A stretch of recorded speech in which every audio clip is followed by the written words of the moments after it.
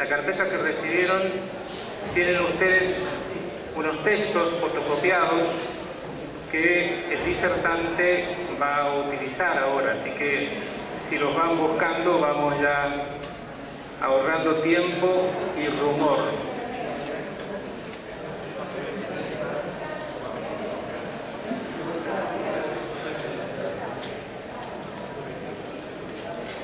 Justo entonces de que también esta jornada sea clausurada con una ponencia del doctor Adolfo Reumann, director del Santuario del Libro y curador de los rollos del Mar Muerto del Museo de Israel. Su ponencia está titulada La exégesis de Génesis 14, 18, 20 en la Biblia hebrea, la literatura parabíblica y la epístola a los hebreos. Un estudio del trasfondo literario histórico para comprender la identidad mesiánica sacerdotal de Jesús. Una vez más, muchas gracias. Lo escuchamos. Gracias.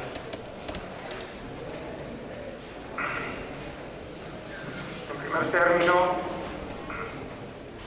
nuevamente quería agradecer a todos los organizadores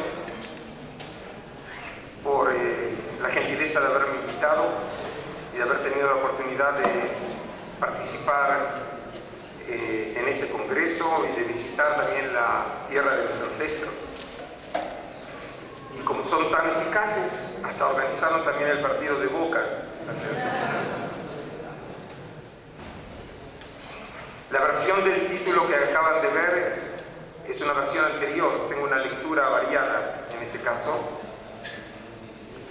Llamé en la última versión mi presentación la identidad mesiánica sacerdotal de Jesús, la exégesis de Génesis 14, 18, 20 en la epístola a los hebreos a la luz del judaísmo antiguo.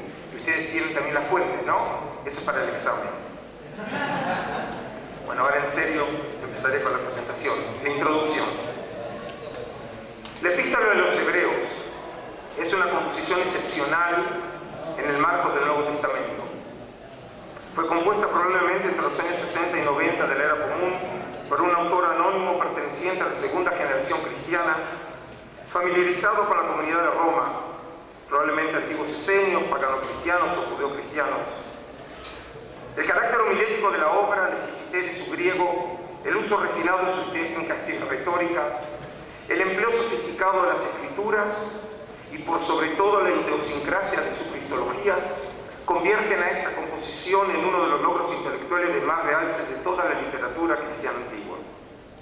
La estructura literario-teológica de la obra es altamente compleja, siendo su clímax la homilía exegética sobre el acto sacrificial de Jesús, 8.1 a 9.28.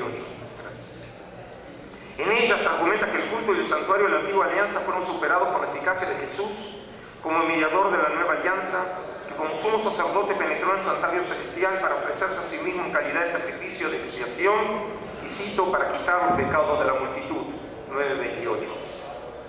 Esta presentación original de la actividad sacerdotal de Jesús encuentra su fundamento en la argumentación desarrollada en la sección inmediatamente anterior de la homilía, el capítulo 7, desde el autor de la epístola hace gala de altas cualidades como exégeta, al presentar una relectura de Génesis 14, 18, 20 y Salmo 110, 4, con el propósito de demostrar la superioridad ontológica de Cristo sobre los sacerdotes levíticos, afirmando la identidad mesiánica de Jesús como sumo sacerdote celestial y eterno, según el orden de Melquisedec.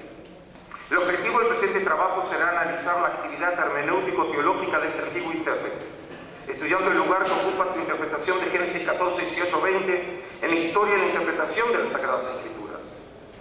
A tales efectos, en la primera parte de nuestro estudio presentaremos un análisis sumario del significado literario, histórico y religioso de la perícopa del libro de Génesis en cuestión, continuando en la segunda parte con una reseña detallada de todos los testimonios de la interpretación de este pasaje que nos llegaron de la literatura judía anterior al siglo II de la era común, para finalizar con una evaluación del grado de novedad de la exégesis de Génesis 14, 18, 20 en la epístola a los hebreos a la luz del judaísmo de su época. Primera parte, Génesis 14, 18, 20, su significado literario e histórico. El pasaje de nuestro interés forma parte del entretejido textual de Génesis 14, que a su vez constituye una de las piezas del ciclo de historias de Abraham. Este capítulo de Génesis es un texto que se caracteriza por ser una unidad literaria independiente de un carácter ciertamente idiosincrático. En él se nos cuenta sobre un evento de la historia universal, más específicamente sobre la campaña emprendida por una coalición de 4 grandes reyes del Oriente contra 5 reyes vasallos cananeos que gobernaban las ciudades del sur del Mar Muerto. Esta primera sección de Génesis 14 tiene un carácter arcaizante, que por su estilo parco y sus detalles históricos y geográficos recuerda el típico género literario de las crónicas mesopotámicas.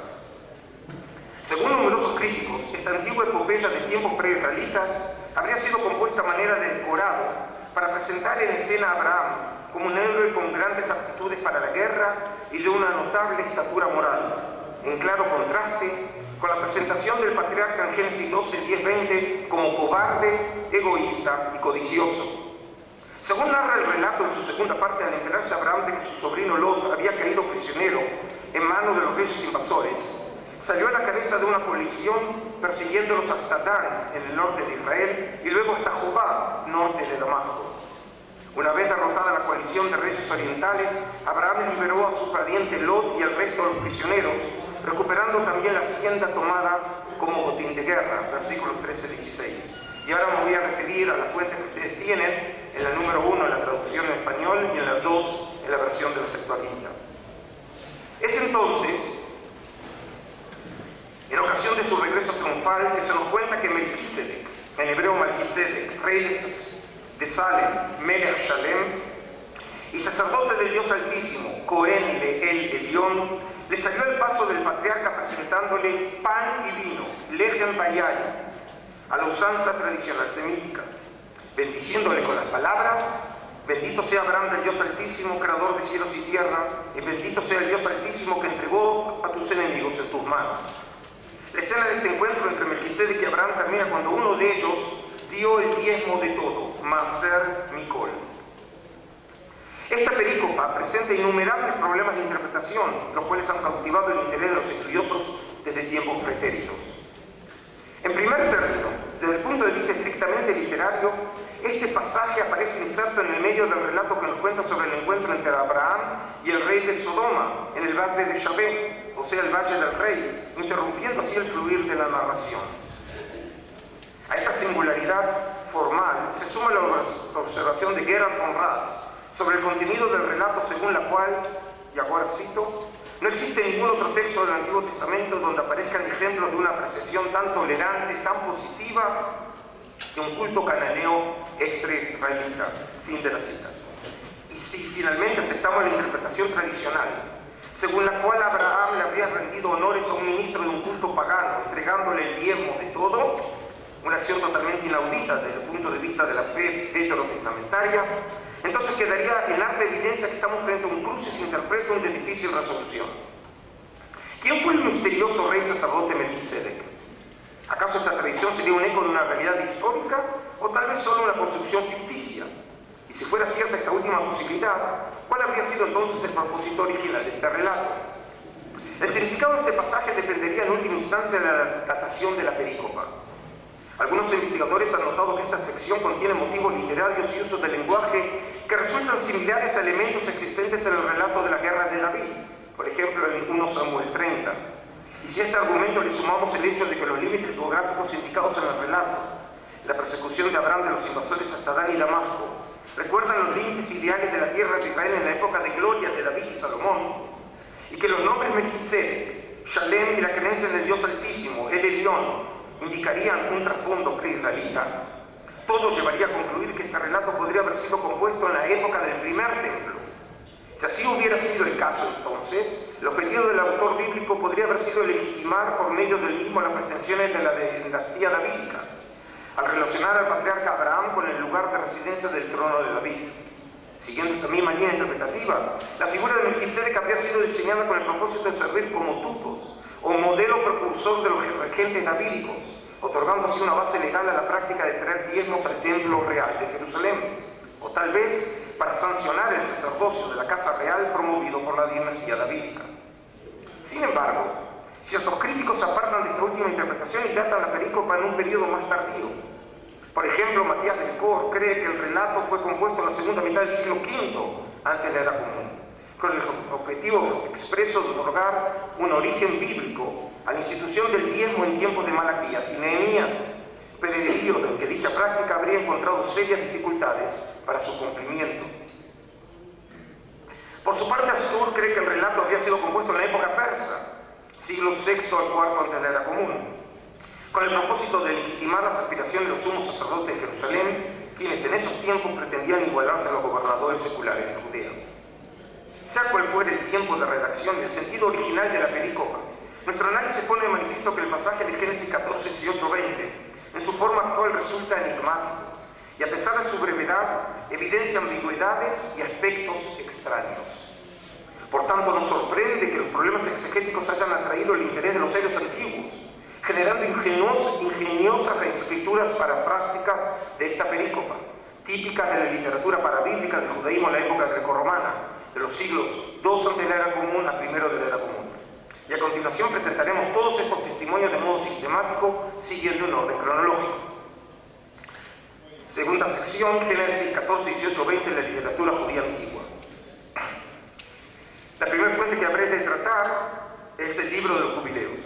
Después de la tradición bíblica, la fuente más antigua que poseemos sobre las hazañas militares de Abraham, relatadas en Génesis 14, es el libro pseudoepigráfico de los jubileos. Simplemente les recuerdo, la obra la conocemos en versión completa en Ge'ez, en etíope clásico, tenemos también secciones en griego, en latín, en siríaco, y 15 manuscritos de este libro de forma fragmentaria fueron encontrados entre los rollos del Mar Muerto en hebreo, y por eso la obra está datada aproximadamente en el siglo II antes de la Era Común. Lamentablemente, la versión de los jubileos que nos ha llegado presenta una laguna entre los versos 25 y 28, faltando precisamente la referencia correspondiente al encuentro de Abraham con Melquisedec. Sin embargo, en este mismo lugar aparece la inserción de un texto que trata sobre la regulación del diezmo, y es el texto que ustedes tienen en el número 3. Lo que me olvidé de escribir es el capítulo 13 de Jubileos, versículos 25b-27. La fuente dice así: esto es lo único que nos quedó de lo que probablemente ha sido el relato del encuentro entre Melquisedec y Abraham. Sobre Abraham y su descendencia los diezmos de las primicias del Señor, pues el Señor había establecido como norma perpetua que lo diera a los sacerdotes, que le servían para que lo poseyeran perpetuamente. Esta ley no tiene límite de tiempo, pues está establecido para siempre que den al Señor los diezmos de todo: cereales, vino, aceite, bovinos y ovinos. Todo esto fue concedido a sus sacerdotes para comer y beber en regocijo ante Él. La presencia de esta discusión sobre la legalidad de la práctica del diezmo, precisamente en este contexto, podría sugerir que estos versos constituyen el resto de un original perdido, y que la versión primitiva de los jubileos probablemente narraba la entrega del diezmo de Abraham a Melquisedec. En tal caso, este hecho tendría una enorme implicación teológica y de culto, teniendo en cuenta la alta estima que Leví es acreedor en esta composición. En tal caso, el autor de los jubileos no habría visto discontinuidad alguna entre el sacerdocio pre-israelita de Melquisedec y el sacerdocio levita de Israel. Algunos consideran que esta falta de referencia a Melquisedec en los manuscritos etíopes no se debe a la simple casualidad, sino a un intento deliberado de desalentar las especulaciones sobre la figura misteriosa del rey sacerdote en la etapa etíope de la transmisión. James Van der Kamp rechaza tal sugerencia, afirmando que la explicación estaría más bien en un error de escriba, ocurrido durante la transmisión del texto hebreo, mucho antes de que hubiera sido traducido a la versión etíope. Longenecker, Askim y Paulo Sacchi creen por el contrario que la explicación se encontraría en razones ideológico-políticas. Pero sean cuales fueran las razones para la ausencia de Melquisedec en el texto actual de Jubileos, es un hecho que la perícopa sobre el encuentro de Abraham con el rey de Salem no nos ha llegado, por lo cual no podemos saber a ciencia cierta qué interpretación le dio el autor antiguo a la totalidad de esta escena. La segunda fuente es Génesis apócrifo. Ayer vieron una foto. A diferencia del libro de los Jubileos, el encuentro entre Abraham y Melquisedec ha corrido mejor suerte en la obra conocida como Génesis apócrifo 1U20, uno de los primeros 7 mitológicos rollos del Mar Muerto hallados por los beduinos en la cueva número 1 en el año 1947. La sección equivalente al texto de Génesis 14 en la Biblia hebrea, incluyendo la perícopa de nuestro interés, se ha preservado en muy buen estado de conservación en las columnas 21, verso 23 hasta el 22-26 del manuscrito, en tanto que buena parte del mismo ha sufrido un profundo proceso de degradación. Sin embargo, no es solamente por el estado de conservación que en la sección de las columnas 21-22 se distingue el resto del documento. También en su forma y contenido, esta parte de la obra presenta rasgos únicos. En lo referente a la técnica narrativa, por ejemplo, a partir de 21-23, el relato cambia abruptamente su carácter al usar la tercera persona para describir los sucesos. Esta parte final de la obra sigue mucho más de cerca el texto bíblico de Génesis, de una manera que recuerda las traducciones al arameo Targumes de este libro del Pentateuco, distinguiéndose claramente por ello del resto de la composición, en donde se recurre al uso de abundantes materiales extrabíblicos. De modo específico, la versión de Génesis apócrifo de los sucesos relatados en Génesis 14 se caracteriza por su fluidez y claridad, mostrando una profunda sensibilidad en lo que respecta a la coherencia narrativa y al efecto dramático. Y ahora entonces voy a leer la fuente que ustedes tienen, la número 4, la versión de ese encuentro en Génesis apócrifo. Oyó el rey de Sodoma que Abraham había hecho volver a todos los cautivos y todo el botín y subió a encontrarlo. Fue a Salem, que es Jerusalén. Abraham acampaba en el valle de Sabé, que es el valle del rey, el valle de Beit-Hakerem. Melquisedec, rey de Salem, sacó comida y bebida para Abraham y para todos los hombres que había con él. Él era sacerdote del Dios Altísimo. Bendijo a Abraham y dijo: bendito sea Abraham por el Dios Altísimo, Señor de cielo y tierra, y bendito sea el Dios Altísimo que ha entregado a tus enemigos en tus manos. Y Abraham le dio un diezmo de todos los ganados del rey de Elam y sus aliados. Por supuesto, Abraham es una aclaración del traductor, de Florentino García Martínez. La presente reescritura del relato bíblico sigue en línea general en Génesis 14. Sin embargo, una lectura cuidadosa revela cambios tanto sutiles como significativos, poniendo en manifiesto la probable intención del autor de producir un texto más claro y coherente que el texto original. Y ahora voy a enumerar los puntos en la comparación. A. El rey de Sodoma vino a Salem, sugiriendo con ello que este soberano vino al lugar de residencia de su homólogo Melquisedec, con el propósito de visitar juntos al patriarca Abraham, y así soluciona el problema del texto, la disyunción de los dos textos de Sodoma, del rey de Sodoma y de Melquisedec. B. La palabra Salem es entendida como el nombre de un sitio. C. Se fija claramente la identidad entre Salem y Jerusalén. D. Se establece que el encuentro de Abraham con ambos reyes se llevó a cabo en el lugar de acampamento del patriarca, cosa que no está escrito en el texto bíblico, a saber, el valle de Sabé, que es el valle del rey, y el valle de Beit-Hakerem, por supuesto que son elementos que no aparecen en el original. Melquisedec sacó comida y bebida, y no pan y vino, para Abraham y para todos los hombres que había con él, cosa que no está escrito en el original. Este se califica al Dios Altísimo, el Elión, con el título de Señor de cielo y tierra, que por supuesto lo conocemos de Mateo y de Lucas, como Curie tu Ura Nukaites Ges. G. No se especifica expresamente la identidad del dador del diezmo, pero queda implícito que fue Abraham, al decir que le dio un diezmo de todos los ganados del rey de Elam y sus aliados.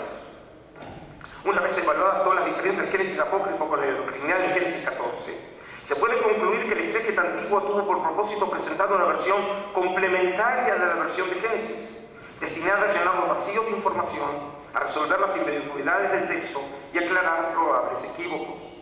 Sin embargo, algunos críticos creen hallar en este texto algunos elementos de tono polémico, sea al evitar relacionar la figura de Melquisedec con aspectos propios del templo, y por eso no se menciona pan y vino, sino bebida y comida en general, o sea, cuando aclara que Salem es Jerusalén, habiendo querido con este último rechazar las pretensiones de los samaritanos, que sostenían que Abraham se había encontrado con Melquisedec en las proximidades de Siquem.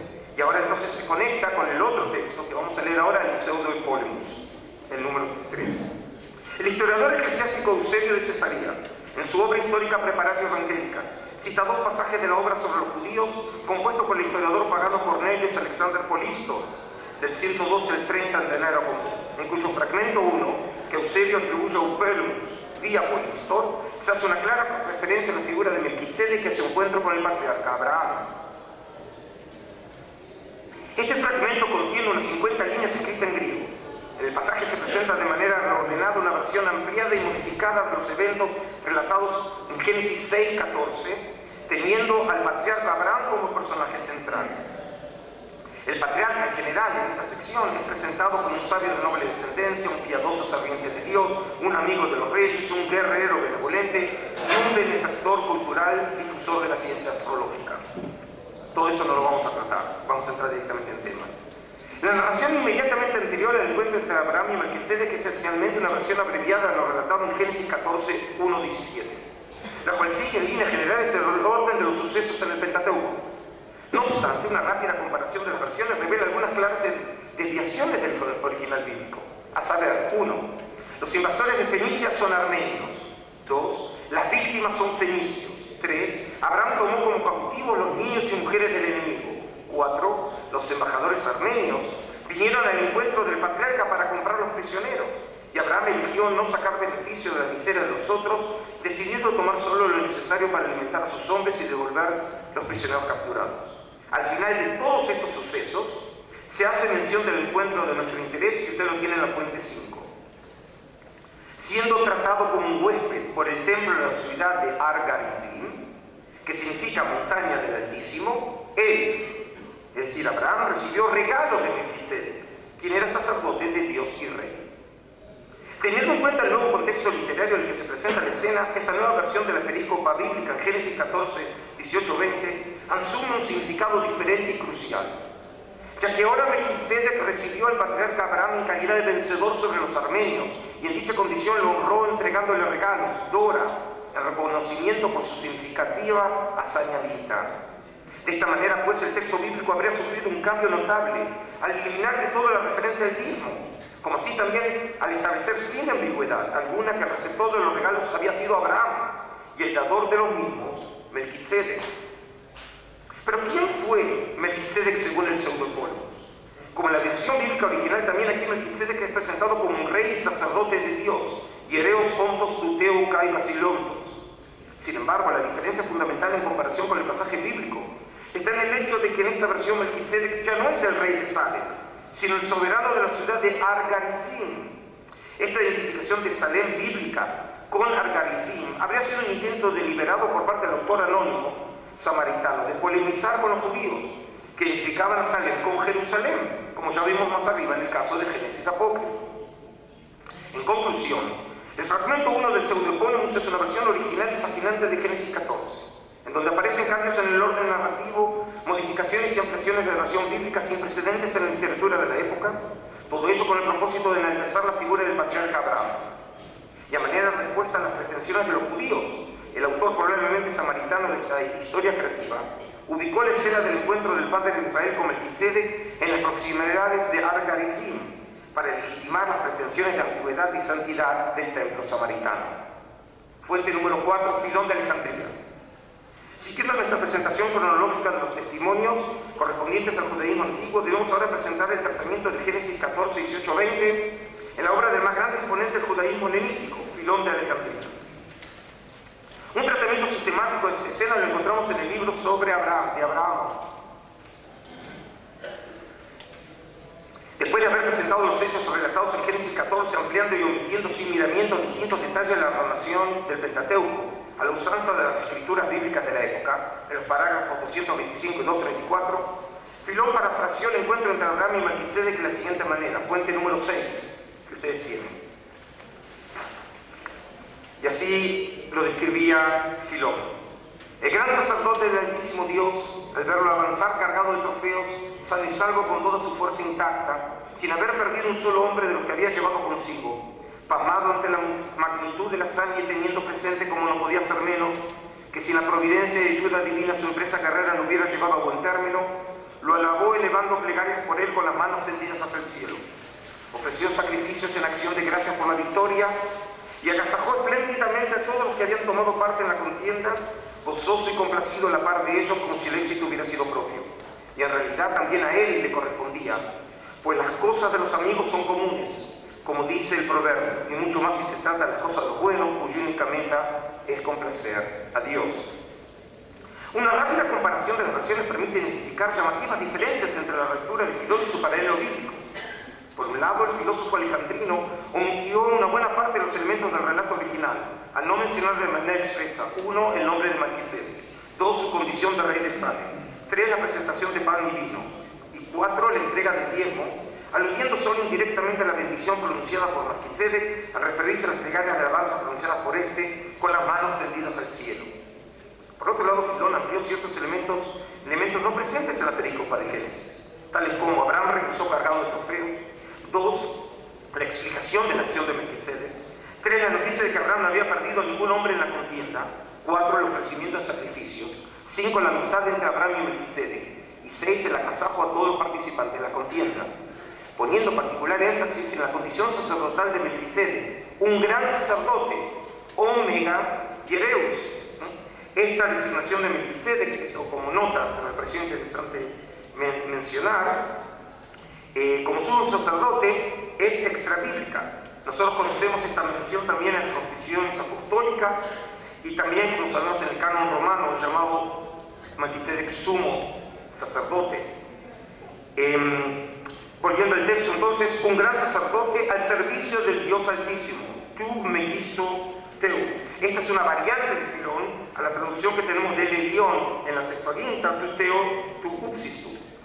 Filón escribió aquí entonces la historia del encuentro entre Abraham y Melquisedec de una manera algo atípica en él, sin recurrir a una interpretación alegórico-simbólica del texto, siguiendo el estilo propio de las paráfrasis palestinenses. A diferencia de esta escritura sistemática, Filón hace referencia a algunos elementos aislados de la perícopa en otros 2 lugares de la obra, en donde aporta nuevos y significativos desarrollos exegéticos. En Sobre la unión de los estudios preliminares de Congreso, después de ocuparse del significado simbólico del número 10, en el parágrafo 98, el filósofo alejandrino escribe, y ustedes tienen ahora la fuente 7. Estas consideraciones fueron las que impulsaron al ejercitante a formular el siguiente voto: de todo lo que me dieres, separaré la 10ª parte para ti. Y ellas explican el oráculo, conservado después de las bendiciones por la victoria que dirige Melquisedec, quien había alcanzado el sacerdocio sin ajena enseñanza por propio aprendizaje. Dicho oráculo dice así: le dio la 10ª parte de todas las cosas, de las cosas de los sentidos, el buen percibir, de las cosas del habla, el buen hablar, de la inteligencia, el buen pensar. A diferencia del tratamiento detallado de la escena del encuentro entre Abraham y Melquisedec, registrado por la fuente anterior, en esta oportunidad la alusión es tangencial. En esta ocasión el propósito de Filón no fue centrarse en la figura de Melquisedec, esta vez sí mencionado por su nombre, sino en la entrega del diezmo, hecho no mencionado en la fuente anterior, a manera de texto prueba para justificar esta práctica cultural. Sin embargo, Filón sí recurrió en este caso al método alegórico para entender el verdadero significado de todas las cosas que había dado Abraham en carácter de diezmo.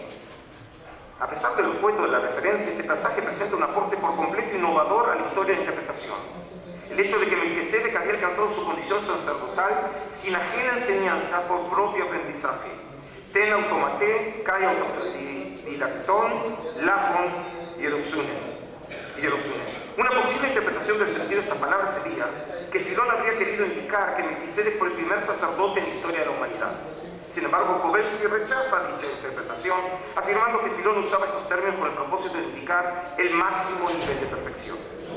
Finalmente, el último texto relevante para nuestro estudio se presenta en la interpretación alegórica 3, en donde Filón hace una referencia parcial a la escena de Génesis 14, 18, 20, poniendo un énfasis particular en la interpretación simbólica del misterioso Melquisedec, y eso lo tienen ahora en la fuente número 8. Y ahora lo leo. Otro ejemplo es Melquisedec, a quien hizo Dios rey de la paz, esto es, que significa Salem, y sacerdote suyo, sin haber dispuesto previamente la concreción de obra alguna del mismo, haciendo de él desde su origen un rey pacífico y digno en su mismo sacerdocio. Es en efecto llamado el rey justo, y un rey es enemigo del déspota, por cuanto el uno es autor de leyes, en tanto que el otro es un agente de ilegalidad. Así, mientras la inteligencia que es despótica establece para el alma y el cuerpo órdenes violentas, perjudiciales y causantes de profundas penas, me refiero a las prácticas viciosas y a las disfrutes de las pasiones. La que es rey persuade más bien que ordena, en primer lugar, y luego emite instrucciones tales que mediante ellas el ser animado, cual un navío, realizará la feliz trayectoria de la vida encaminado por el buen piloto que no es otro que la recta razón. Llámese pues al déspota soberano de la guerra, al rey en cambio príncipe de la paz, de Shalem, y ofrezca este al alma alimentos plenos de gozo y alegría, pues trae panes y vino. Y luego El próximo párrafo: mas ofrezca Melquisedec en vez de agua y vino, y délo a beber puro a las almas, para que ellas se tornen poseídas de una divina embriaguez, más sobria que la sobriedad misma, porque él es un sacerdote, es decir, la razón que posee como porción suya al que es, y madura sobre él altos vastos y sublimes pensamientos, que es sacerdote del Altísimo. Esta interpretación del filósofo exegeta alejandrino revela una interpretación novedosa de los nombres Melquisedec y Shalem, nunca antes mencionada en las fuentes que lo precedieron. Por un lado, el nombre de la ciudad Salem es derivado de la palabra paz, de Seirenes, asumiendo una exégesis que tenía por origen el texto bíblico hebreo, la cual asociaba fonéticamente el nombre de la ciudad Shalem, con la palabra paz, Shalom, y concluyendo de aquí que Melquisedec era un rey de la paz, Basilea de Seirenes. Por otro lado, Filón presentó la hermenéutica del nombre Melquisedec en el sentido de rey justo, Basileos Dícaios, traduciendo Filón mismo su tradición el componente tzedek del original hebreo como justo. No obstante, Filón no solo se contentó con una interpretación midrásica popular de la onomástica, sino que la misma sirvió como fundamento para elaborar aún más en profundidad el significado alegórico simbólico de la figura de Melquisedec, al decir que este personaje fue hecho uno sacerdote suyo y que simbolizaba dos la recta razón. Según Horton, las palabras sacerdote suyo y herea de autor podría aludir de una manera velada a la designación de Melquisedec como sacerdote por siempre de Yahvé en Salmo 114. En caso de ser cierta esta afirmación, se podría concluir entonces que Filón habría estimado natural combinar el pasaje sobre Melquisedec en Génesis 14:18 con su mención en Salmo 114. Y de ser así, ello podría sugerir que este recurso habría sido ya un topos interpretativo, aceptado y reconocido en su época, y por ende no había necesidad de explicarlo, justificarlo, y sobre eso ya voy a volver más adelante. Así también la exégesis filoniana de Melquisedec, que interpreta a este personaje como la recta razón o dos logos, también implicaría una osada y original presentación del rey sacerdote, al haberle sumado a la dimensión histórica de este personaje un presupuesto generalizado del judaísmo antiguo, un significado sobrenatural divino, y como tal Melquisedec, el príncipe de la paz, hegemón e Irenes, se habría opuesto de manera natural el soberano de la guerra, Arjón Polemo, ofreciendo al alma panes y vino a manera de alimento espiritual. En suma, Filón de Alejandría representó un eslabón importante en la historia de la interpretación de la perícopa en Génesis 14, 18, 20, al revelarse tanto como heredero de tradiciones hermenéuticas existentes ya en el judaísmo de su época, como también exégeta original. A diferencia de las exégesis que lo precedieron, este filósofo alejandrino adoptó una línea interpretativa desconocida hasta entonces, al poner un énfasis singular en la figura misma de Melquisedec, calificándolo como gran sacerdote, intuitivo y autodidacta, rey de la paz, rey justo, sacerdote de Dios y recta razón. Sin embargo, y tomando en cuenta su manera en la oportunidad obtrusa de interpretar las escrituras, no queda claro si además de entender la figura de Melquisedec como personaje real e histórico, Filón habría querido también atribuirle una condición divina o semidivina. Y ahora vamos a analizar la última de las fuentes del judaísmo antiguo antes de entrar en el tema central, Flavio Josefo. El último testimonio a tratar en esta sección se presenta en los escritos del famoso escritor jerusalemita Flavio Josefo, que siempre lo conocemos en el contexto de historiador, pero en este caso lo vamos a ver como exégeta. Según se puede leer en el texto de Josefo, después de haber reescrito con la ampliación de la guerra a los sodomitas con los asirios y la derrota de estos últimos a manos de Abraham, se describe en Antigüedades el encuentro entre el patriarca y Melquisedec en los siguientes términos. Se lo tiene en la fuente número 9. Abraham libertó a los cautivos tomados de los asirios, salvó también a su pariente Lot y volvió en paz a su casa. El rey de Sodoma se encontró con él en un sitio llamado Campo Real, donde lo recibió el rey de la ciudad de Solima, Melquisedec. Este nombre significa rey justo, y lo era en la opinión de todos. Por esa razón le hicieron sacerdote de Dios, y a Solima la llamaron Jerusalén. Melquisedec abasteció generosamente al ejército de Abraham, dándole abundantes provisiones. Y mientras hallaba festejando, lo elogió y alabó a Dios por haber sometido al enemigo a sus manos. Y Abraham le dio la 10ª parte del botín, y él la aceptó. Una comparación entre la versión bíblica original y la de Josefo revela los siguientes aportes. A. Josefo trató de suavizar las experiencias de Génesis 14 al relatar que el rey de Sodoma y Melquisedec se habían encontrado con Abraham en el campo real. Esto coincide con la estrategia de Génesis apócrifo. El nombre del rey Melquisedec es interpretado en el sentido re justo, basileos vicarios, agregando que dicha cualidad era una opinión de todos. C. Melquisedec era también un sacerdote de Dios, Yerea Genestai Tuteo. D. La ciudad Soluma se identificaba como ciudad de Jerusalén, Hierosoluma. E. Melquisedec entregó provisiones no solo a Abraham, sino a todo su ejército. F. En lugar de traer palabra por palabra las bendiciones pronunciadas por Melquisedec, Josefo parafraseó la escena utilizando para ello los verbos elogiar, epainen, con referencia a Abraham, y alabar, elogen, con respecto a de Dios. G. Abraham le entregó el diezmo del botín, tes leías a Melquisedec. H. La afirmación expresa que Melquisedec aceptó el regalo. En su obra anterior, llamada Guerra de los Judíos, Josefo hizo alusión a la figura de Melquisedec en ocasión de reseñar la historia de Jerusalén. Fuente 10. Su primer fundador fue un jefe cananeo, el cual en nuestra lengua materna era denominado Rey Justo. En realidad lo era. Fue el primero que sacrificó a Dios en calidad de sacerdote, el primero que construyó el santuario y llamó Jerusalén a la ciudad que antes era llamada Solima.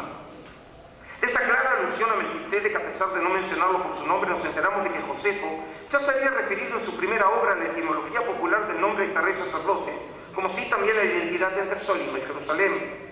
Sin embargo, lo más llamativo es que en esta primera mención velada de Melquisedec, y a mi modesto entender, esta fuente recuerda el estilo de noticias etnográficas típicas de la historiografía greco-romana, Josefo hace algunas afirmaciones particularmente sorprendentes desde una perspectiva bíblica judía, que luego no serán vueltas a mencionar en su reescritura del episodio de Génesis en Antigüedades Judías, a saber, que Melquisedec había sido un jefe cananeo, Hananiah Dunastes. 2. El fundador de la ciudad de Jerusalén. 3. El primero en ofrecer sacrificios a Dios en calidad de sacerdote. 4. El primero en construir el santuario de Jerusalén.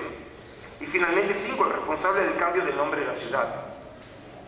De lo arriba expuesto se puede concluir entonces que Josefo en Antigüedades habría visto el episodio del encuentro entre Abraham y Melquisedec como un suceso histórico, usando para su interpretación etimologías y motivos exegéticos ya estandarizados en el acervo popular, sin aportar por su parte ninguna interpretación original del significado.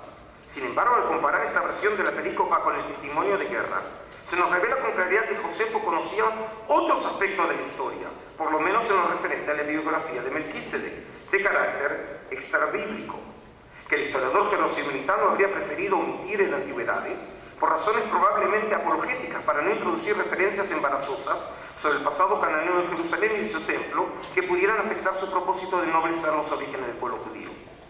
Hasta aquí, las distintas relecturas de Génesis 14, 18, 20, testimoniadas en la literatura judía de la época grecorromana. La última parte de nuestra investigación se abocará a estudiar la interpretación de esta perícopa en la Epístola de los Hebreos.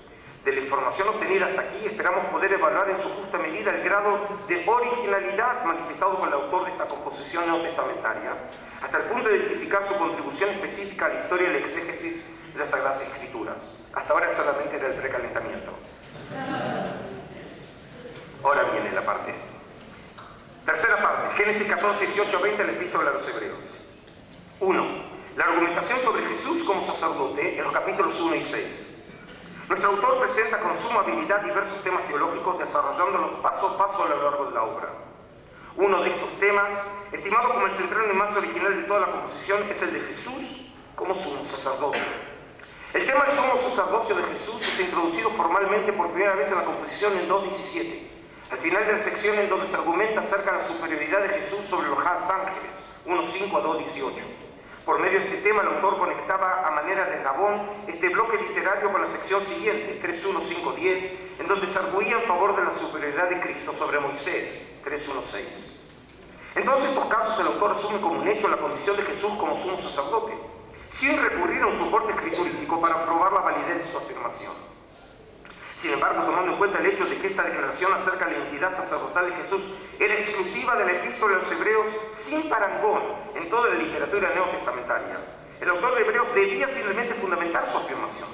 De no hacerlo, su argumentación perdería valor desde un punto de vista retórico. Esto explica el hecho de que un poco más adelante, luego de su exposición sobre la entrada de los cristianos en el descanso de Dios, 3.12 a 4.13, nuestro autor se haya abocado de lleno a un tratamiento más sistemático del tema, comparando a Jesús con Aarón, 4.14 a 5.10.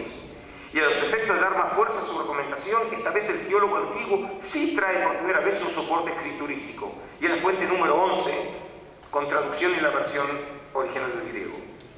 De igual modo, tampoco Cristo se apropió la gloria del sumo sacerdocio, sino que la tuvo de quien le dijo: Hijo mío eres tú y yo te he engendrado hoy, como también dice en otro lugar, tú eres sacerdote por siempre, según el orden de Melquisedec.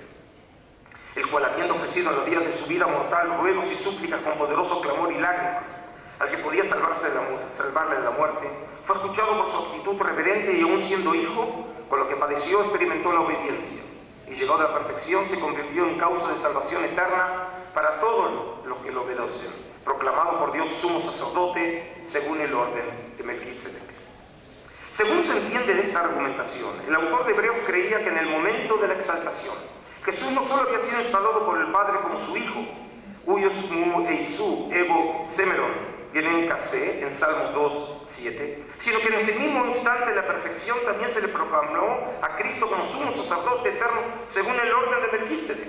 Su yereus eisto iona catatentaxi Melquisedec, Salmo 7:4 o Salmo 109:4 en los 70. Del punto de vista del desarrollo lógico de su razonamiento, de esta manera el autor de Hebreos afirmaba y complementaba en 5:5-10 lo que ha argumentado en el comienzo de la homilía en su catena de textos bíblicos en 1:1-13, afirmando que Dios había proclamado a Jesús como su Hijo en 1:5, refiriéndose a Salmo 2:7, concediéndole el privilegio de sentarse a su diestra en ocasión de la resurrección mesiánica. Siéntate a mi diestra hasta que ponga a tus enemigos por el cabello de tus pies, 1:13, que es el Salmo 110:1. Pasando a analizar de una manera más detallada el uso de las Escrituras en esta perícopa, con el fin de fundamentar su argumentación, se puede ver con claridad que el autor de Hebreos exhibe aquí su enorme capacidad de innovación. Al combinar en este pasaje un texto cristiano clásico como Salmo 2:7, ya citado antes de los comienzos de la homilía en 1:5, con Salmo 110:4, nunca mencionado antes en ninguna fuente cristiana anterior a Hebreos. Desde los comienzos mismos de la Iglesia, el Salmo 110:1 había sido considerado por los cristianos como un texto mesiánico referido a Cristo, según lo atestiguan las numerosas citas, completas, parciales o paralelos verbales de este texto en los escritos neotestamentarios. Por eso nos sorprende que nuestro autor se haya hecho eco también de esta antigua tradición escriturística ya enraizada en la fe cristiana, citando o aludiendo este verso en varias partes de su obra. Sin embargo, cuando el autor entendió el Salmo 110:4 como referido también a Jesús, hizo con este paso crucial uno de los aportes teológicos más revolucionarios en la historia de la exégesis cristiana antigua, al introducir en su argumentación la figura del sacerdote Melquisedec, para legitimar escriturísticamente la condición de Jesús como sacerdote. En este caso solamente quiero mencionar que el texto del Salmo 110:4 se habla solamente de sacerdote y no de sumo sacerdote. A partir de aquí el Salmo 110:4 pasaría a convertirse en el pasaje bíblico central de la argumentación de Hebreos, controlando el desarrollo de su discurso hasta 7:28. Una vez alcanzado este momento clave en su argumentación, el autor de Hebreos la interrumpe para introducir su exhortación sobre la vida cristiana, la esperanza y el ánimo, y esto es parte de la técnica retórica del autor de Hebreos, que luego de un tratamiento intenso teológicamente pasa en un momento de exhortación, reduciendo la tensión y vuelve nuevamente al ataque teológicamente. Y al final de la sección retoma su osada interpretación cristológica, volviendo a hacer una referencia directa al texto clave de Salmos 110:4, ahora en 6:20. Y ahora cito: a donde entró, es decir, hasta más allá del velo en el santuario, por nosotros como precursor Jesús, hecho según el orden de Melquisedec, sumo sacerdote para siempre.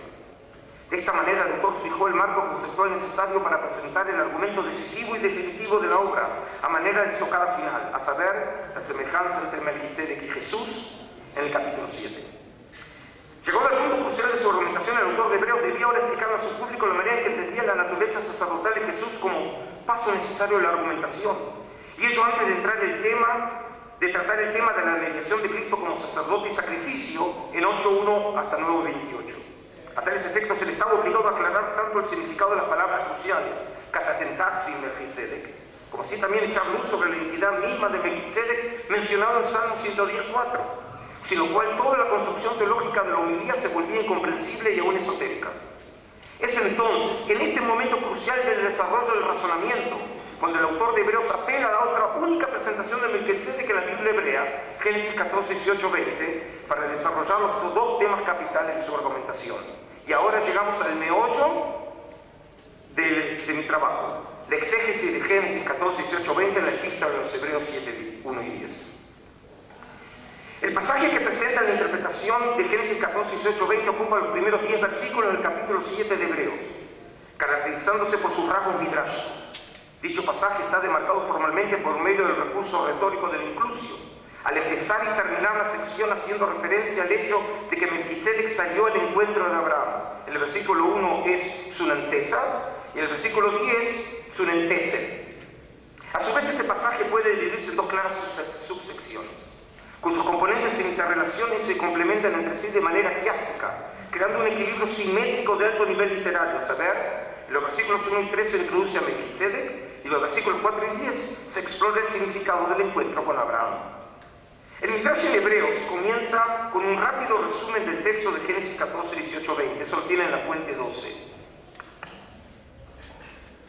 Y así dice en la epístola: en efecto, Melquisedec, rey de Salem, sacerdote de Dios Altísimo, que salió al encuentro de Abraham cuando regresaba de la derrota de los reyes, y le bendijo, al cual repartió Abraham el diezmo de todo.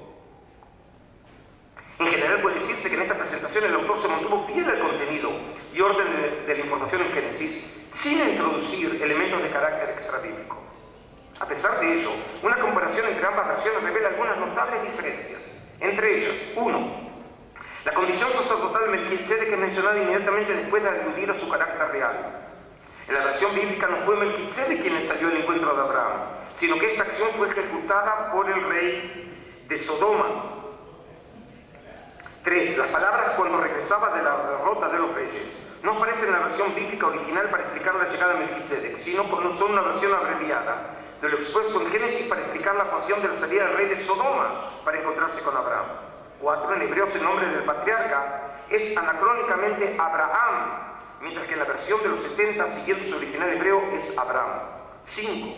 A diferencia de la versión bíblica, aquí no hay alusión alguna a la presentación de pan y vino por parte de Melquisedec, mencionando solo la acción de la bendición sin detallarla. Y finalmente, 6. El autor de Hebreos expresa la entrega del diezmo a Melquisedec por parte de Abraham, evitando la ambigüedad del texto hebreo y de los 70. Según indicado anteriormente, en este comienzo del Midrash no se hace alusión a ninguna tradición extrabíblica. Sin embargo, sí es posible identificar en esta sección un propósito exegético claro por parte del autor, al identificar al patriarca Abraham como el dador del diezmo. A la luz de lo expuesto en la segunda parte de nuestro estudio, se puede establecer con total seguridad que en este caso el autor apeló a una tradición exegética ya existente en su época, según la cual Abraham había sido identificado como el dador del mismo. El autor prefirió esta interpretación a cualquier otra posibilidad, porque esta exégesis le permitía hacer avanzar aún más su argumento central, destinado a probar la superioridad de Melquisedec sobre Abraham, y a partir de ello demostrar la preeminencia del sacerdocio de Melquisedec por sobre el de los hijos de Leví. Luego de resumir en los versículos 1 y 2a los puntos más destacados del relato bíblico de Génesis 14, 18, 20, el autor de Hebreos pasa a presentar su exégesis de este pasaje afirmando lo siguiente, y ahora continúo: y cuyo nombre significa en primer lugar Rey de Justicia, y el demás Rey de Salem, es decir, Rey de Paz, sin padre, ni madre, ni genealogía, sin comienzo de días ni fin de vida, pero semejado al Hijo de Dios, permanece sacerdote para siempre. En este pasaje crucial de su exégesis, nuestro autor enfatiza dos aspectos específicos concernientes a Melquisedec. Siguiendo el orden de presentación de este personaje, en primer lugar se hincapié en versículos 2, B y C, en el significado de su nombre y en su título como soberano, afirmando que el nombre Melquisedec significaba Rey de Justicia, Basileos Dicayotsunes, y que Rey de Salem equivalía al sentido de Rey de Paz, Basileos e Irenes. Como en el caso anterior sobre la identidad del dador del diezmo, tampoco aquí nuestra autora se gana de mucha originalidad, al recurrir para la interpretación de los nombres Melquisedec y Salem a las etimologías populares ya existentes en el acervo exegético de su tiempo. Según Fitzmayer, estas explicaciones populares de los nombres Melquisedec y Salem no parecen tener peso alguno en la argumentación misma del Midrash.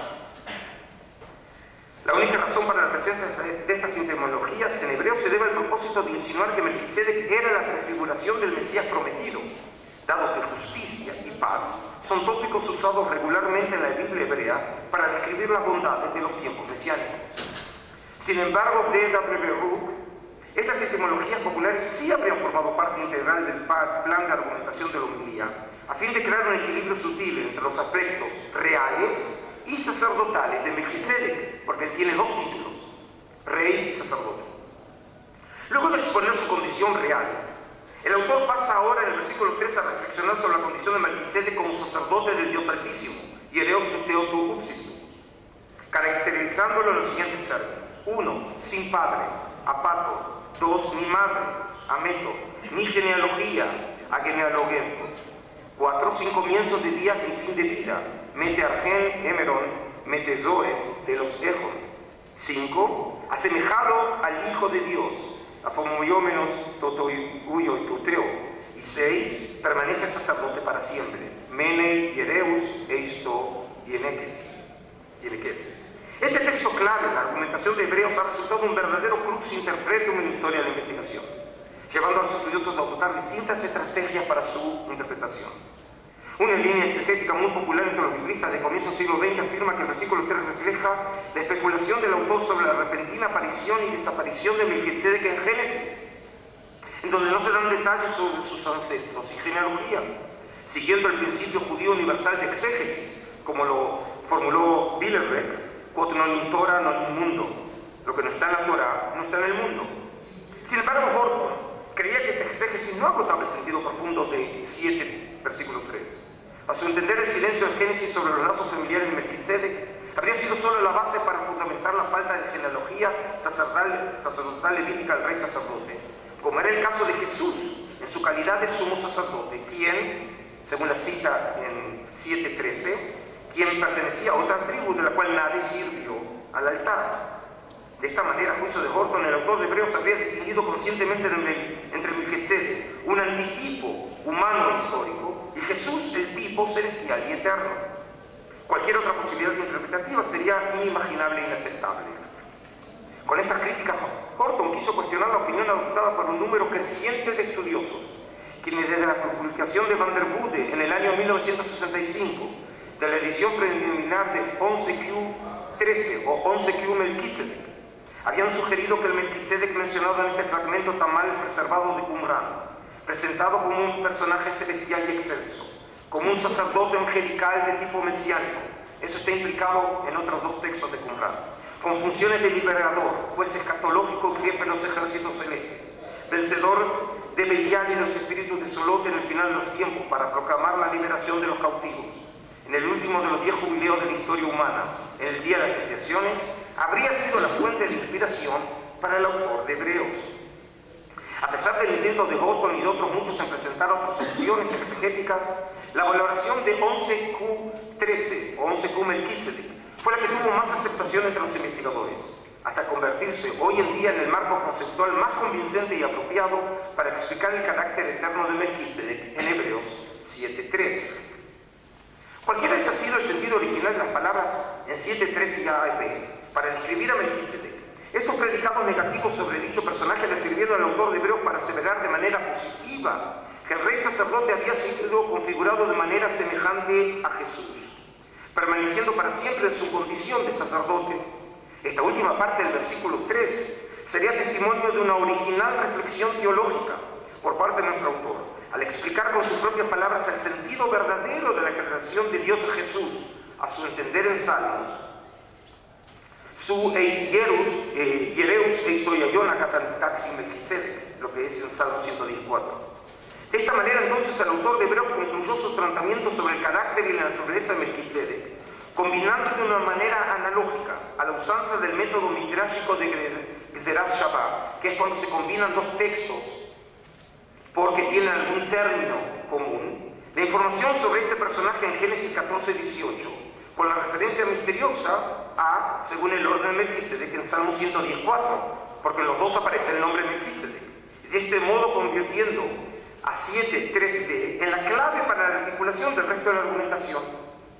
Una vez acabada la presentación de Melquisedec, el autor pasa a desarrollar en la segunda parte de la perícopa el significado del encuentro histórico entre este rey sacerdote y el patriarca Abraham, con el propósito manifiesto de probar la superioridad del sacerdocio de Melquisedec sobre el sacerdocio levita. A tales efectos, el autor vuelve a hacer referencia a la escena de la entrega del diezmo a Melquisedec por parte de Abraham, como así también al acto de bendición ejecutado por el rey de Salem. Y aquí entonces el texto de 7:4-10, si ustedes tienen, lo pueden leer en silencio mientras yo sigo con el análisis. El punto de partida de nuestro autor era la historicidad del evento, asumiendo como un hecho factual verdadero lo relatado en el texto bíblico. Esta presunción está en la base de su argumentación, y todo el desarrollo posterior de la perícopa se funda en esta simple y llana verdad. La sección en cuestión comienza retomando el tema del diezmo, ya mencionado en el versículo 2a, al comienzo de la perícopa, precisando ahora que el patriarca Abraham le había dado a Melquisedec el diezmo de lo mejor del botín. Eso no está en la Biblia hebrea. Ya en esta versión puede verse con claridad la intención del autor al subrayar la importancia de Abraham, el patriarca, y la del diezmo, lo mejor del botín, sugiriendo con ello el prestigio y realce del receptor, es decir, Melquisedec. A continuación, el autor sigue elaborando sobre el tema de la entrega del diezmo, contraponiendo la recepción del diezmo por parte de los sacerdotes levitas, de manos del pueblo y los descendientes de la estirpe de Abraham, con la entrega del diezmo a Melquisedec por parte de Abraham, el patriarca. El argumento se centraba en la oposición fundamental existente entre los sacerdotes levitas y Melquisedec, fijando la diferencia básica entre ambos en el hecho de que el rey de Salem, al no descender genealógicamente la estirpe sacerdotal, estaba calificado para ejercer el sacerdocio y recibir los beneficios de su condición gracias al nombramiento divino. Luego de hacer referencia a que Melquisedec le otorgó a Abraham una bendición, concluyendo a partir de ello que el inferior recibe la bendición del superior, el autor vuelve a retomar el tema de la entrega del diezmo, pero desde una nueva perspectiva. A diferencia del pasaje anterior en el que subraya la diferencia entre Melquisedec y los sacerdotes levitas a partir de la aptitud o calificación de ambos para ejercer el sacerdocio, ahora el peso de la argumentación es puesto en la duración de los ministerios, contraponiendo la mortalidad de los sacerdotes levitas con la eternidad de Melquisedec. Para finalizar su argumentación, el autor apela a un alegato tanto original como hilarante, al afirmar que incluso el propio Leví habría reconocido la superioridad de Melquisedec cuando le pagó a este último el diezmo por medio de Abraham, pues ya existía para entonces en las entrañas de su padre. De esta manera, entonces, el autor de Hebreo concluyó su interpretación sobre el significado del evento sucedido en tiempos pretéritos, cuando Abraham le entregó el diezmo a Melquisedec y éste, a su vez, bendijo al patriarca de Israel. Evaluando su elaboración a la luz del exégesis de la época, se podría afirmar que en esta sección el autor de Hebreo se revela como un intérprete original independiente, al aprovechar el potencial presente en el relato de la entrega del diezmo de una manera totalmente novedosa. Solamente Jubileos había aprovechado eso para una conclusión alágica, sugiriendo una discontinuidad ontológica fundamental entre el sacerdocio de Melquisedec y los levitas, en clara oposición a la perspectiva adoptada por los exégetas judíos que lo habían precedido, Jubileo, Filón y Josefo.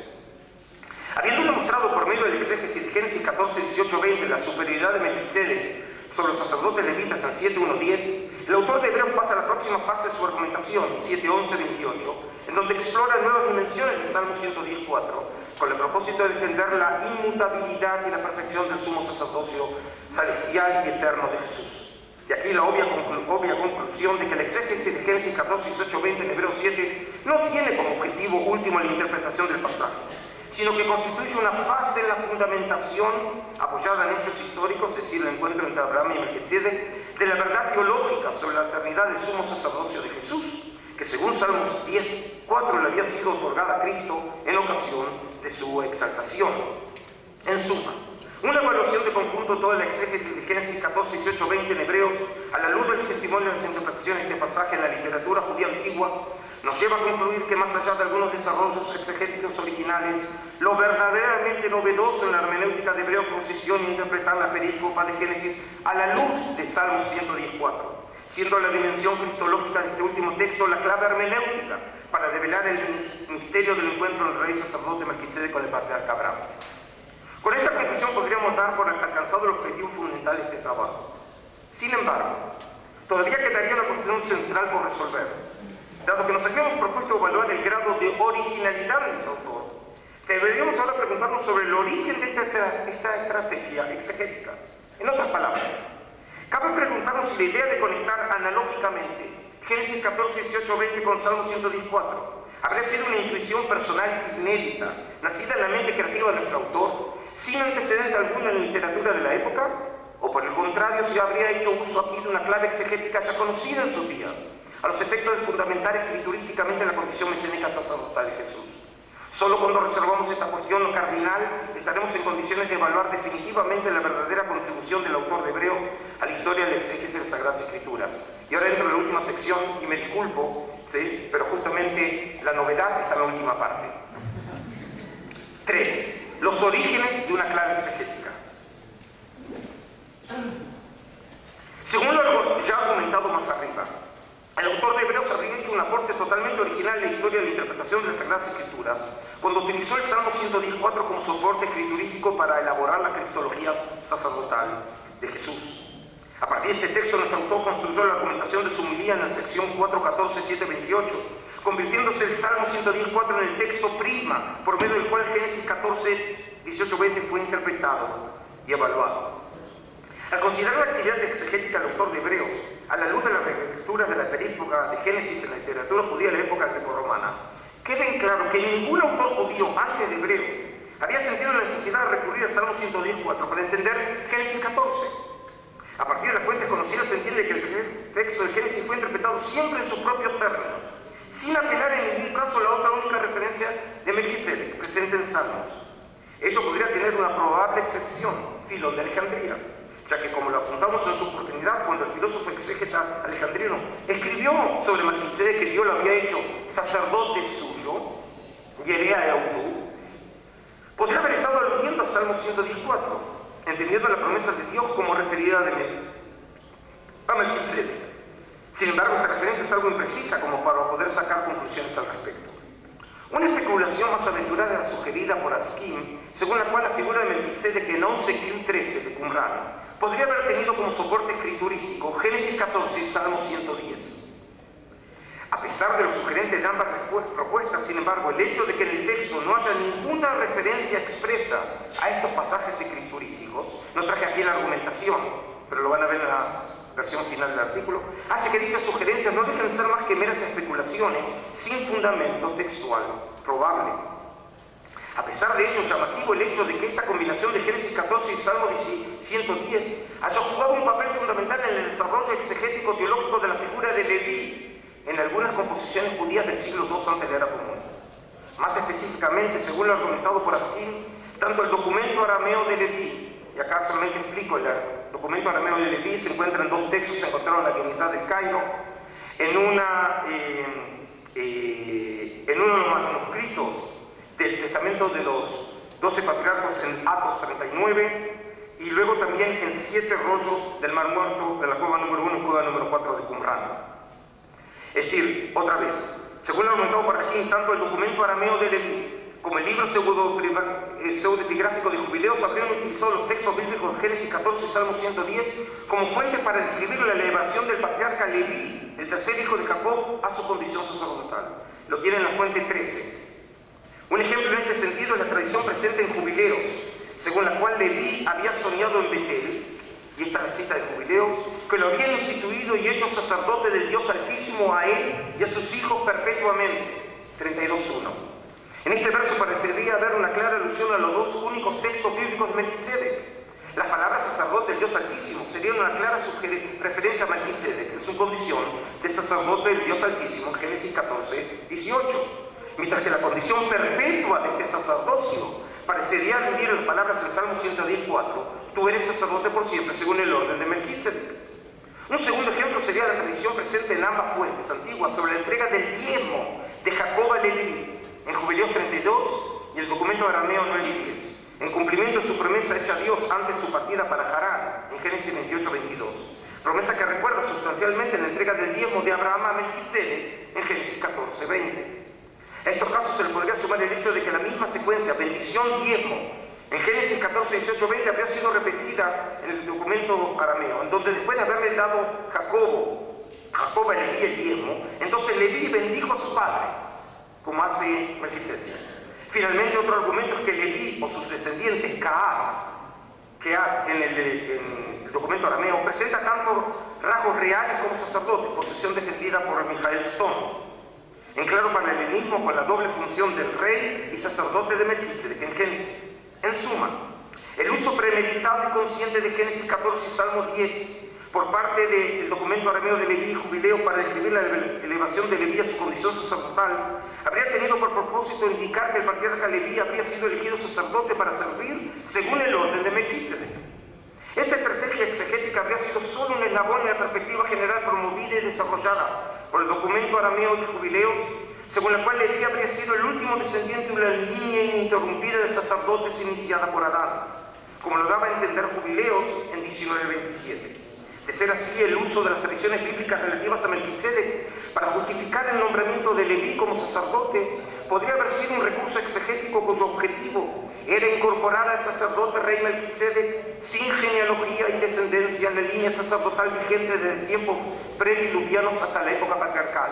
Y solamente quiero acá recordar que esta estrategia exegética puede haber tenido como presupuesto la tradición hermenéutica presente en la literatura targúnica e incluso en la patrística. Lo encontramos en Jerónimo y en Efrén de Siria, según la cual Shem, el hijo primogénito de Noé, y Melquisedec habrían sido una misma persona.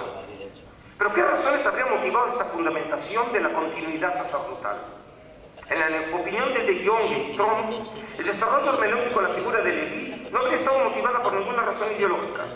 Por el contrario, otros autores han visto en estas interpretaciones la ideología de una corriente judía que se veía alienada del culto de Jerusalén y su sacerdocio. Más específicamente, así ha puesto de relieve el potencial polémico contenido en la tradición de Leví Melquisedec. Es llamativo el hecho de que la figura sacerdotal de Leví, inspirada en el rey sacerdote Melquisedec, se hiciera presente en fuentes literarias judías del siglo III y II ante la era común, en forma paralela a otro fenómeno ocurrido en la época de los Hashmoneos, segunda mitad del siglo II ante la era común, cuando la figura de Melquisedec habría sido adoptada por esta advenediza dinastía de gobernantes y sumos sacerdotes como prototipo de su gobierno secular religioso. Una prueba de ello la hallamos en ocasión del decreto honorífico en favor de Simón, refrendado por el pueblo en 142 ante la era común, como está en la cita fuente 14, cuando se dispuso que a los judíos y a los sacerdotes les había parecido bien que fuese Simón su egumeno y sumo sacerdote para siempre, hasta que apareciera un profeta digno de fe. 1 Macabeos 14:41. Así también sabemos que Josefo, que Juan Hircano II usaba como título sumo pontífice de Dios Altísimo, Archiereus Teu Upsistu.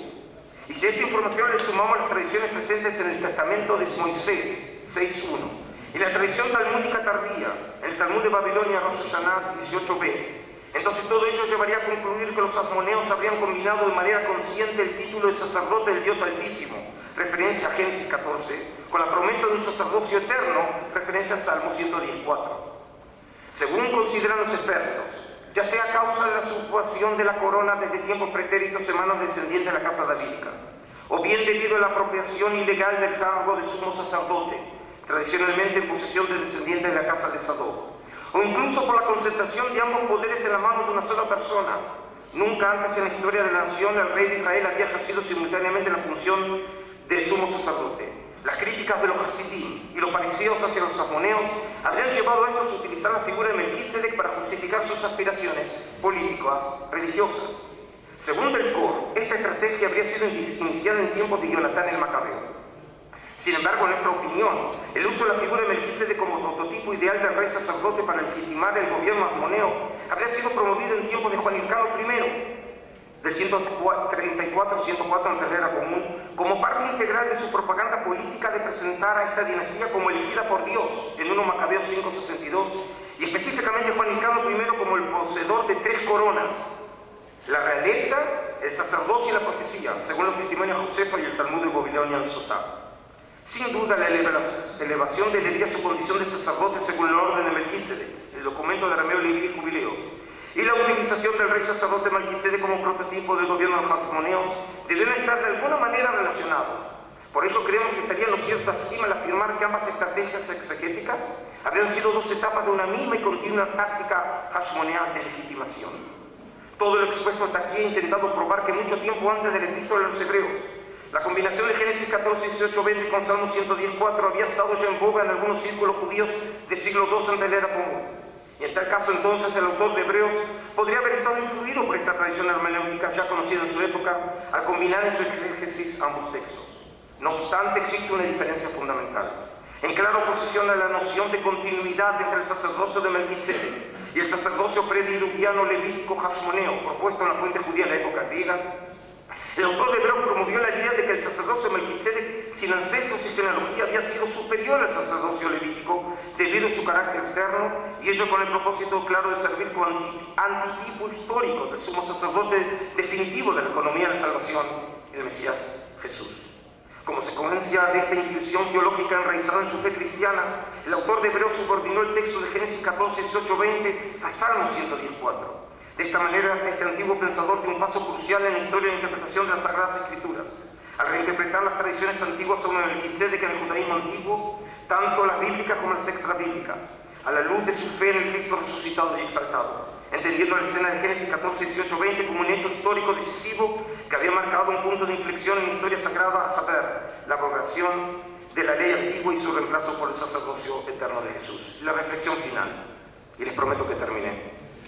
Como esperamos haber demostrado en nuestro trabajo, el autor del Epístola de los Hebreos resultó ser un exégeta original, al interpretar en su homilía la perícopa de Génesis 14, 18, 20 de una perspectiva cristológica, recurriendo para ello a motivos hermenéuticos tradicionales, como las etimologías populares Rey de Justicia y Rey de la Paz, a tradiciones extrabíblicas del tipo de Melquisedec como figura celestial soteriológica en 11Q13 y a desarrollos exegéticos novedosos, como el énfasis puesto en el tema del diezmo.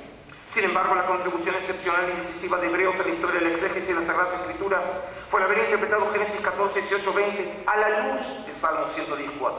Con este osado procedimiento, el escritor antiguo colocó los cimientos escriturísticos para desarrollar la naturaleza de Melquisedec, proclamando la superioridad ontológica de este rey sacerdote por sobre el sacerdocio levítico, sirviendo así como prototipo de Jesús como sumo sacerdote eterno.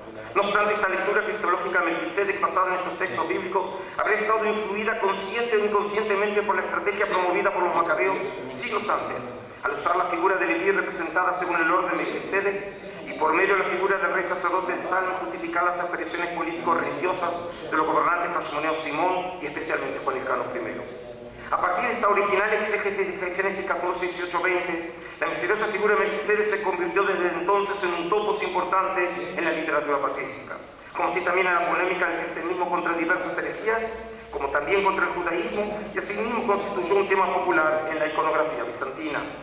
Personaje histórico mito, gracias a la novedosa aportación del Epístola de los Hebreos, el rey sacerdote Salem ha sido y seguirá siendo por siempre una referencia obligada en cualquier discusión sobre la identidad mesiánico-sacerdotal de Jesús. Muchas gracias.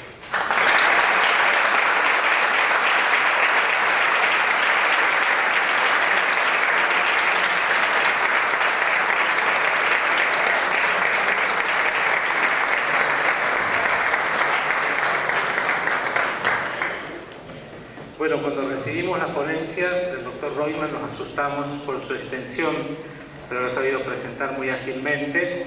Por supuesto tendremos la oportunidad luego de leerla reposadamente. Bien, vamos a dejar solamente unos 10 minutos para preguntas. Una pregunta por participante y muy breve la introducción si necesita hacerla. Gracias. Bien, como dijo el padre, muchas gracias por la brillante exposición.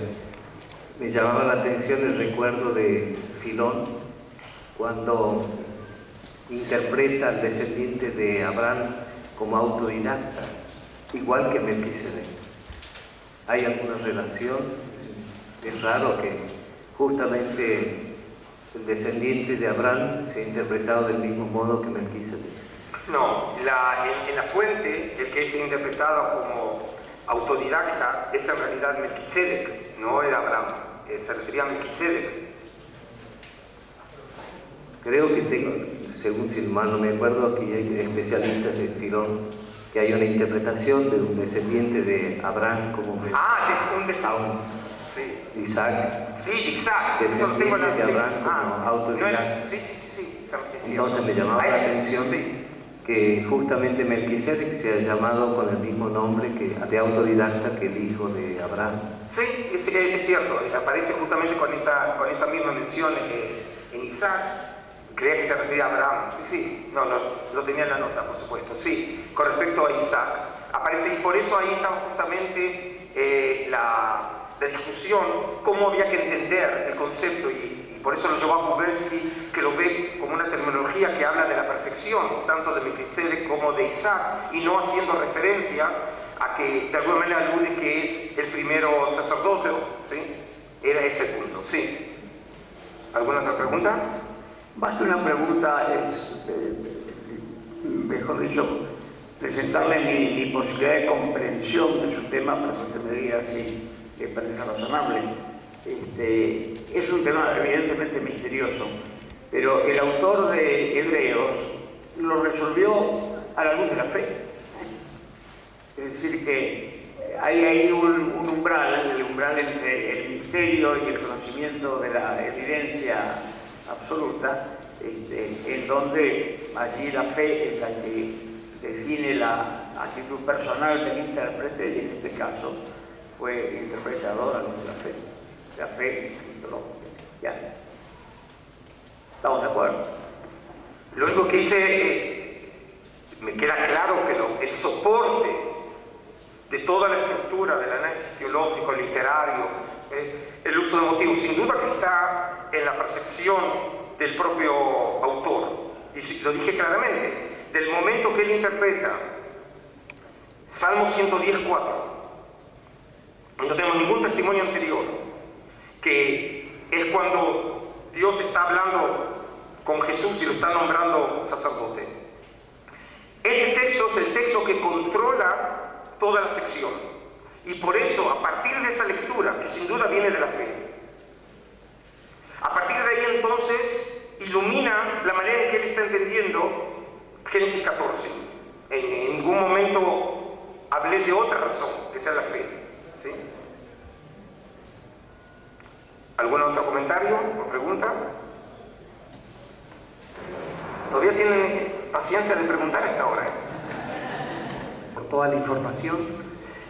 Parecería que hay una preocupación en las interpretaciones entonces del texto de Hebreo, de lo que